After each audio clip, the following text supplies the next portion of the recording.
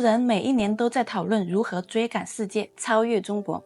当他们还没有解决厕所问题的时候，中国有些地方早就成为了全球的制造中心。比如深圳，一个从小渔村变成世界电子之都的奇迹之城。在今天这个访谈里，两位印度的创业者进行了一个非常直白的对话。其中一位曾经在深圳生活工作过，他描述的那个世界让人震惊。想象一下，早上你带着一个想法去市场，晚上就能拿到成品样本。25层楼的电子市场，几千家供应商聚集在一起，这放在印度完全就像一个未来世界的缩影。我们都知道，印度人总是喜欢在中国与印度之间进行对比。谈到自己国家的发展时，这位印度老哥却像一股清流，他把印度贬得体无完肤，把中国捧得无高至上。他说，如果满分是100分的话，我们印度连50分都没有，只有1分。拥有这样谦虚态度的三哥真的很少见。让我们进入他们的访谈。शेंजन का नाम सुना है? Shenzhen is the capital of electronics in the world. It is north of Hong Kong, China में, जहाँ पे सारी इलेक्ट्रॉनिक्स बनती है. जब चाइना लिबरेशन का भी हुआ था ना, तो उन्होंने शेंजन से स्टार्ट किया था. स्मॉल विलेज था, आज मेट्रोपोलिस है. वहाँ पे शेंजन में कोई भी तुमने प्रोडक्ट सुना हो, एंकर का नाम सुना होगा, वहीं से आया है. एंकर की स्टोरी काफ़ी इंटरेस्टिंग है. गूगल का इंजीनियर था जो सिलिकॉन वैली में काम करता था, लौट के शेंजन गया, चाइनीज़ इंजीनियर. उसने बोला हम हार्डवेयर कंपनी स्टार्ट करेंगे, एंकर स्टार्ट कर दी शेंजन से. शेंजन में अगर हो और तुम्हें कुछ बनाना है, नई चीज़ बनानी है, भैया मुझे ये नया चाहिए सर्किट बोर्ड, तो सुबह जाओगे शाम को दे देगा, नया डिज़ाइन दे देगा, नया सर्किटरी कुछ ऐड करके नई चीज़ निकालनी है, नया मोबाइल फ़ोन टाइप का निकालना, बन जाएगा. इंडिया में शेंजन टाइप का कुछ एग्जिस्ट नहीं करता है. अगर यहाँ बोलोगे बनाने का तो हफ्ता 3 दिन तो लगना ही लगना है, कॉस्ट भी बहुत ज़्यादा है, तो उससे इनोवेशन नहीं होता है. तो सबसे बड़ी चीज़ इंडिया की इस समय ये है कि जैसे बेंगलोर में सारा सॉफ्टवेयर होता है, कुछ बनाना है तो सब लोग मिल जाते हैं. हार्डवेयर बनाने के लिए हमारे पास कोई लोकेशन नहीं है, एक जगह नहीं है जहाँ पे सारी चीज़ें और सारे लोग साथ में मिल जाएं. सबसे लाइकली लोकेशन क्या है ही नहीं. सबसे लाइक पे ना, इस पे ट्विटर पे काफ़ी बात करी है लोगों से, और किसी ने बोला नोएडा, किसी ने बोला बैंगलोर में काफ़ी स्टार्टअप्स हैं, इलेक्ट्रॉनिक स्टार्टअप्स हैं, काफ़ी कम हो रहा है. बट सबसे लाइकली जो लोकेशन होती है वहाँ पे कस्टमर वेंडर बड़े आसानी से मिल जाते हैं. अब भैया अगर वो पोर्ट के पास हो तो शिपिंग भी हो जाती है अच्छी तरह से. अब हमारा डेडिकेटेड फ्रेट कॉरिडोर बन रहा है जो नोएडा से कनेक्ट कर देगा बॉम्बे को बड़ी जल्दी. लेकिन उसके बिना भी अगर हम बॉम्बे या गुजरात में बनाएं तो ज़्यादा अच्छा रहेगा. बट भाई कहीं भी बना लो, बेंगलोर में बना लो, but we need one place where you go. अच्छा सच्ची बात है ये, you go and take this Shure SNB to Shenzhen. Take a flight from here, go to Shenzhen, give it to a vendor, random vendor in a random mall. अच्छा mall जैसे होते हैं ना, जैसे यहाँ पे मॉल होते हैं, वैसे वहाँ मॉल होते हैं इलेक्ट्रॉनिक्स मॉल, जहाँ पे 10 नहीं, 50 नहीं, हजारों वेंडर होते हैं. मैंने पिक्चर पोस्ट करी हुई है कि एक बहुत बड़ा हॉल होता है और 25 माले की बिल्डिंग है, और हर माले में एक बहुत बड़े हॉल हैं और छोटे छोटे दुकानें हैं, जो जैसे वर्क प्लेस होती है ना ऑफिस वाली, कोवर्किंग वैसे होती है, बट कोवर्किंग फॉर इलेक्ट्रॉनिक्स. छोटे हजारों वेंडर अपना काम कर रहे होते हैं. उनको बोलो ये बनाना है, वो देखेगा, बोलेगा हाँ ये बन जाएगा, अपनी भाषा में बोलेगा चलो ये बन जाएगा $10 में, और तुमको ये 3 दिन में बना के दे देगा. फिर तुम बोलोगे ये मुझे स्केल करना, बोलेगा इस वेंडर से बाहर लो, इसलिए तुम सामान लेके ऑर्डर दे दो. And that is how you become a supplier of electronics in India. You get it from Shenzhen. China बोलते हो ना, चाइना जो बोलते हो शेंजन होता है उसका मतलब. मैंने पूरा वीडियो पोस्ट किया शेंजन की रोड और उसका पूरा मॉल्स का कैसे वहाँ बनाते. मैं तो शेंजन में मैंने बहुत टाइम स्पेंड किया है. जो हम पहले बात कर रहे थे, instruction manual for manufacturing entrepreneurs, ये शायद स्टेप 1 है. मैंने पोस्ट किया था कि भाई देखो स्टेप, अब उसमें स्टेप नहीं बोला था, मैंने पोस्ट किया था कि भाई अगर तुमको कुछ बनाना है तो शेंजन में जाके 3 महीने बिता लो, सीख के आ जाओ वहां से। ये की लाइन है पॉडकास्ट की, राइट? मतलब दुनिया में ऐसी जगह नहीं है, दुनिया में कोई ऐसी जगह नहीं है, कोई ऐसी जगह नहीं है। और आई एम अज्यूमिंग कि सिर्फ इंडियंस नहीं अबे यूएस में भी नहीं है, हाँ वही, कहीं नहीं है। मतलब फिरंग भी होंगे वहाँ, वाइट पीपल शेंजन को विजिट करते होंगे। वो वीडियो बनाते हैं बहुत। अबे 2-3 दिन पहले का वीडियो है किसी का कि वो जा रहा है अपना कुछ नई चीज बना रहा है, घंटी वंटी बना रहा है बैठ के। और पूरा इसकी एक कॉटेज इंडस्ट्री है जो बनवा के आइटम अमेजोन पे बेचते हैं यूएस पे। हम्म, उसको पता है ड्रॉप शिपिंग बोलते हैं। ड्रॉप शिप, मैन्युफैक्चर कस्टमर को डायरेक्टली शिप कर देता है। तो वो पूरा ड्रॉप शिपिंग का नाम सुना होगा, ड्रॉप शिपिंग, राइट? वो पूरा नया कंसेप्ट ही है यार। इंडिया में तो हम लोग डिलीवरी लेते हैं, पहले कस्टमर आप, वेंडर हम, और ये मेरा वेंडर, मतलब मेकर हम, ये मेरा वेंडर, ये पहले मुझे देगा, मैं अपने गोडाउन में उसकी डिलीवरी दूंगा, जीएसटी क्लियर करूंगा, फिर मैं आपको शिप करूंगा। बहुत रेयर केसेस में वो डायरेक्टली शिप करता है। जबकि चाइना में तो ये स्टैंडर्ड है। मैं बैठ के अमेजोन पे, अलीबाबा पे स्टोर बनाऊंगा, मैं कोई इन्वेंट्री नहीं रखूंगा, ये आपको डायरेक्टली शिप करेगा, आप ऑर्डर दोगे, ये अपने आप पहुंच जाएगा आपके पास। ये चीज़, ये कल्चरल चेंज है जो कि इंडिया में बहुत एसएमईज को प्रॉब्लम होती है। अब गोडाउन रखो, सामान रखो, क्यूसी करो उसके ऊपर, फिर 4 गालियां सुनो। तो ये बहुत डिफरेंट चेंज है। तो शेंजन जाना, हाँ, बताओ 3 महीना शेंजन, मेरा इंडिया में शेंजन बन जाए यार, मेरी आत्मा को शांति मिले। सही बता रहे हैं, मजाक नहीं कर रहे हैं। इंडिया में शेंजन बनना बहुत जरूरी है, बहुत जरूरी है। आगे निकलने के लिए एक शेंजन इंडिया में चाहिए। यार मेरे दिमाग में तो यही चलता रहता है यार, इंडिया में शेंजन छोड़ो यार, इंडिया में मतलब एक शंघाई चाहिए हमें, हाई राइजेस चाहिए। यहाँ पे तो यार टॉल बिल्डिंग बनाने नहीं देते हैं। क्या है शंघाई की खासियत, क्या है बीजिंग की खासियत, क्या है? हर सिटी की एक अलग पर्पस होती है चाइना में, as far as I know. नहीं, वो देखो, जो तुम बोल रहे हो वो स्टेट्स पे अप्लाई होता है। शंघाई और बीजिंग तो बॉम्बे और दिल्ली और न्यूयॉर्क और डीसी हैं। एक कैपिटल है ऑफ पावर, एक कैपिटल है ऑफ इकोनॉमिक पावर, एक capital of political power. Beijing is your capital of political power and Shanghai is your economic power, right? Almost कोई बड़ी बात नहीं, स्टैंडर्ड है। बट वो सिटीज बहुत अच्छी तरह से बनाए हैं। Cities are basically first world, well planned, well less planned. Traffic, less pollution. Even Shenzhen is first world city. So China has 20-30 first world cities that are well planned, less traffic, less pollution. 20-30? 30 से ज़्यादा है। तो मतलब उनके tier 2 शायद हमारे tier 1 से बेहतर होंगे। पोस्ट किया है मैंने यार, फोटो पोस्ट करी है, टीयर 3 की पोस्ट करी है कि भैया ये इक्विवेलेंट देख लो, टीयर 3 सिटी। वो देखने में लग रहा है कि बिल्कुल मतलब फर्स्ट वर्ल्ड है, और हमारे टीयर 3 सिटी देख लो जो बिल्कुल गाँव लगते हैं।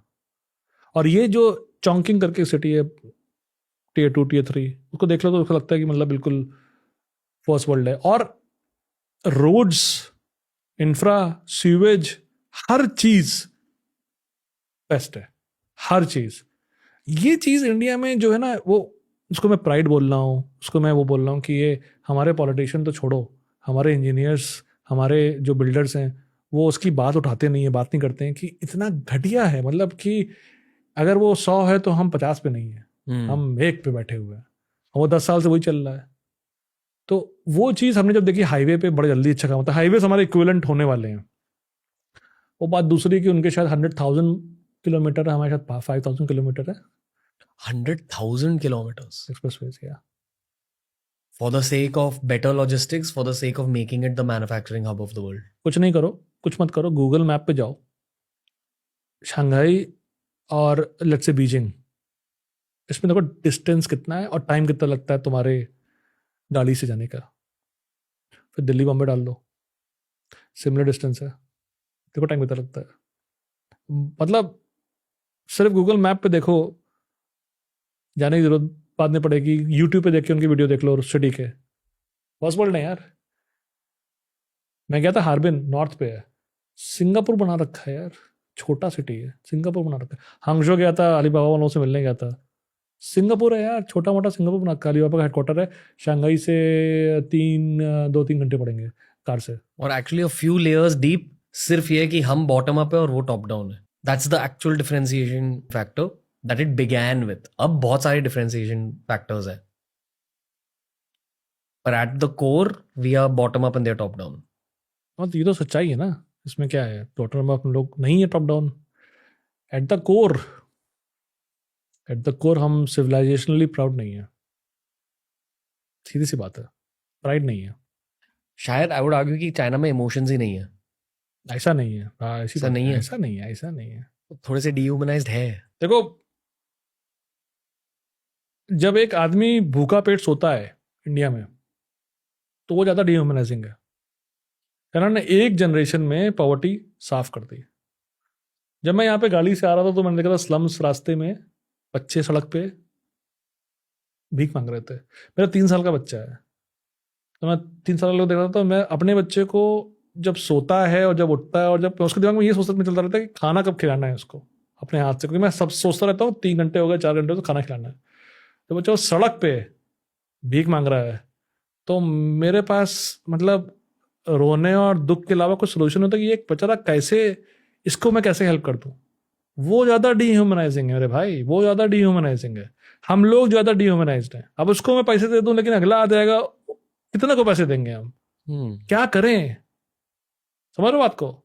जब वो पूरे पॉवर्टी एक जनरेशन में साफ करी, जैसे भी करी हो, ये देखो ऐसा सच्चाई तो ये है कि सीधी तरीका कोई नहीं है, लेकिन मेरे ख्याल से पुअर जो सफ़र करते हैं पॉवर्टी के थ्रू जाते हैं, मैं लोअर मिडिल क्लास से हूँ। मेरे घर में गाड़ी तो बहुत दूर की बात है, मेरे घर में फ्रिज नहीं था, मेरे घर में टीवी बहुत देर में आया है, फ्रिज था नहीं, टीवी बहुत बाद में आया था, जानते हो उस टाइम पे काम पर बत्ती तो आती नहीं थी। तो गरीबी देखी है, और हमसे गरीब लोग, मतलब हम तो खाना मिलता था कम से कम, तो गरीब तो बेचारे खाना बिना खाना खाए रहते हैं, तो वो ज़्यादा डिमोनाइजिंग है, ये ध्यान रखना। I would do anything if I had an option. ये एक बहुत ट्रूथ बॉम्ब ओरिएंटेड पॉडकास्ट है। अब ट्रूथ बॉम्ब्स फेंक रहे हो, मतलब हर कोई यहाँ आके कहता है कि we can take on China, we can beat China, but आप चाइना में घूमे हो, वहाँ बिजनेस किया है, रहे हो वहाँ। हाँ, मतलब टेक ऑन चाइना और वो अलग डिस्कशन है, राइट? क्योंकि उन्होंने गलवान में काफ़ी पंगे लिए तो हम लोग सिविलाइजेशनली वेरी अपसेट हैं। बट तुमने जो बात की ना कि टॉप डाउन और बॉटम अप, और चाइनीज़ लोग की इमोशन नहीं, जो भी है वो अलग बात है, गलत बात है। और मेरे ख्याल से वो कल्चरली सिविलाइजेशनली कलेक्टिव अच्छा सोचते हैं और हम लोग नहीं सोच पाते हैं। बट मैं तुमको मतलब गारंटी से बोल रहा हूँ, if you had an option and I had an option to fix the problem of poverty and have everybody happy, have a job. तो पॉवर्टी की दूसरी प्रॉब्लम भी है, खाना फ्री में देके कुछ नहीं होने वाला, और चाइना में खाना फ्री मिलता भी नहीं है। समझ रहे बात को? हम लोग क्या सोचते हैं, अपना जो 1800 सदी वाला जो आइडिया है, खाना दे दो फ्री में, कुछ नहीं होगा उसका, उसकी लाइफ सेटिस्फाइड नहीं होगी यार। वो खाना फ्री में 2 बार भी खाएगा ना, उसको सेटिस्फेक्शन नहीं मिलेगा, उसको काम करके मिलेगा, प्रोड्यूस करके मिलेगा, जॉब लाइफ अच्छी करके, एजुकेशन, बच्चे पढ़े हों उसके, होप, उसकी जिंदगी में कोई ऑप्टिमिज्म, हाँ, काम करने का आगे का तारा दिखे कि भैया ये नॉर्थ स्टार है, इसको चेज करना है, तब जाके वो ह्यूमन की लाइफ अच्छी फुलफिलिंग जिएगा। अब उसको मुंह में खाना फेंक दो, वो सोल्यूशन नहीं है भाई। तो वो चीज एक सिविलाइजेशनल चेंज से ही आएगी कि भाई, तो हमको ये रेवोल्यूशन चाहिए, प्रोडक्शन का, बिल्ड का रेवोल्यूशन चाहिए, हमको एंटरप्रेन्योरियल रेवोल्यूशन चाहिए जो रियल चीज बनाए। तो हमारी जो ट्विटर पे एक थ्योरी है, उसको हम लोग इनैक कहते हैं, इंडियन एक्सेलरेशन, कि इंडियन एक्सेलरेशन आएगा, इंडियन सिविलाइजेशन आगे बढ़ेगा जब इंडियंस प्रोड्यूस करेंगे। प्रोड्यूस का मतलब हो गया चीज़ें बनाएंगे, अपने हाथों से बनाएंगे, अपनी फैक्ट्री से बनाएंगे, लोगों को जॉब देंगे, और वो आगे बढ़ेगा। क्योंकि हमने चाइना में देखा है ऐसा ही होता है, वियतनाम में देख रहे हैं, वियतनाम भी देखो बहुत अच्छा कर रहा है। बिना चीज़ें बनाए हम लोग आगे नहीं बढ़ सकते हैं। एंड फॉर्चुनेटली और अनफॉर्चुनेटली बोल लो जो भी है, कि software is not the answer to that. Services is a good thing to have, but unfortunately there is no way Zomato can help, right? My believe is कि if anything, with all due respect to Dipinder Goyal, Zomato actually hurts this process because you are employing a vast majority of your workforce in not delivering value, but delivering basically food by driving cars around, by driving bikes around, and they're not actually producing anything, and they will never have their careers, right? जब 20 साल का वैसा का बंदा चला रहा है, वो 10 साल भी चलाएगा, पर शायद उसका बच्चा कुछ कर सकता है। और अगर हमने मैन्युफैक्चरिंग नहीं करी तो उसका बच्चा भी यही करेगा। और ये हम लोग हम लोग डिह्यूमनाइज्ड हैं कि हम ये चीज़ देख नहीं रहे हैं। हम लोग मिडिल क्लास हो गया, अपर मिडिल क्लास हो गया, कि ये नीड ऑफ द आवर है, इसके लिए जो सैक्रिफाइस करना पड़ेगा और इसको हमको आगे बढ़ाना पड़ेगा। अब पॉलिटिकल चैलेंजेस हैं इसके काफ़ी इश्यूज हैं इंडिया में, बट इस प्रॉब्लम का सोल्यूशन प्रोडक्शन है, प्रोड्यूस बिल्ड।看完这个访谈，你们是怎么看的？放眼全球，各种高科技人才都能看到印度人的身影，这代表他们并不笨，甚至很多时候也许比你我都聪明。我可以肯定，这个三哥也是一个聪明人。这他提到了一个关键概念：自上而下与自下而上的发展模式。中国用1代人的时间消除绝对贫困，建成了30多个世界一流城市，连3线城市都比印度1线城市基础设施更好。而这背后的逻辑很简单，制造业才是立国之本。他在访谈中反复强调一个观点：光有软件服务业是不够的。印度的一个外卖平台虽然解决了就业，但在本质上只是让人骑车送外卖，没有创造真正的价值。相比之下，深圳模式就完全不同。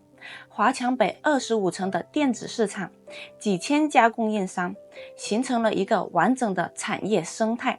你想做什么产品，从设计到打样到量产，几天就能搞定。这种效率和规模不仅仅是技术问题，更是系统性的差距。